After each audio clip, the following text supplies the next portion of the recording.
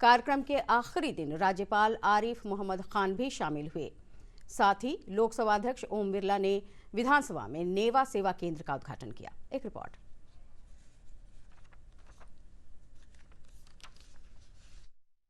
बिहार की राजधानी पटना के इतिहास में एक और गौरवशाली अध्याय जुड़ गया है।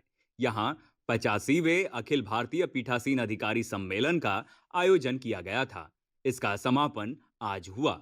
लोकसभा के अध्यक्ष ओम बिरला ने कहा कि 2 दिन पीठासीन अधिकारियों की बैठक में उनका महत्वपूर्ण योगदान रहा। पटना में लिए गए फैसले देश में संवैधानिक मूल्य पुष्ट होंगे। इससे देश में विधायी संस्थाओं को मजबूती मिलेगी और ये जनता के आशा के अनुरूप होंगे।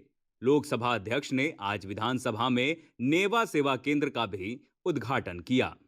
जनता की अपेक्षाएं, आकांक्षाएं, कठिनाई, अभावों की चर्चा होती है और इसलिए हमने पटना के इस अधिवेशन में संकल्प लिया है कि हम विधायी संस्थाओं को और चर्चा, संवाद का केंद्र बनाएंगे और हमारे माननीय जनप्रतिनिधि इन विधान संस्थाओं के अंदर श्रेष्ठ चर्चा, उच्च कोटि की चर्चा, अच्छी परंपराओं को पालन करते हुए इन विधायी संस्थाओं को जनता की अपेक्षाओं के अनुरूप बनाने का प्रयास करें। राज्यसभा के अध्यक्ष हरिवंश नारायण सिंह ने बिहार के गौरवशाली अतीत की लोगों को याद दिलाई।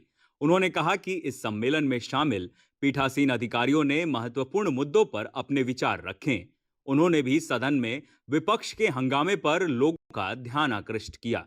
हम बिहार में हैं जो हजारों साल से समृद्ध सभ्यता, संस्कृति और गौरवमय इतिहास का क्रेडिल पालना रहा है।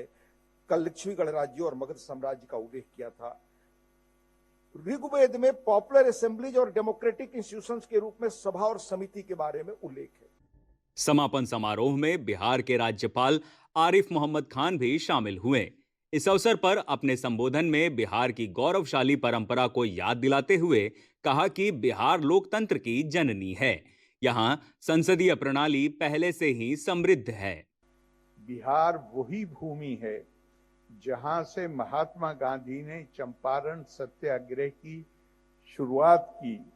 भारत के संविधान को तैयार करने में भी बिहार की विभूतियों ने महत्वपूर्ण योगदान दिया। कार्यक्रम के दौरान बिहार विधानसभा के अध्यक्ष नंदकिशोर यादव ने भी संबोधन दिया। हम सभी जानते हैं कि हमारे देश की लोकतांत्रिक व्यवस्था को मजबूत बनाए रखना हमारी जिम्मेदारी।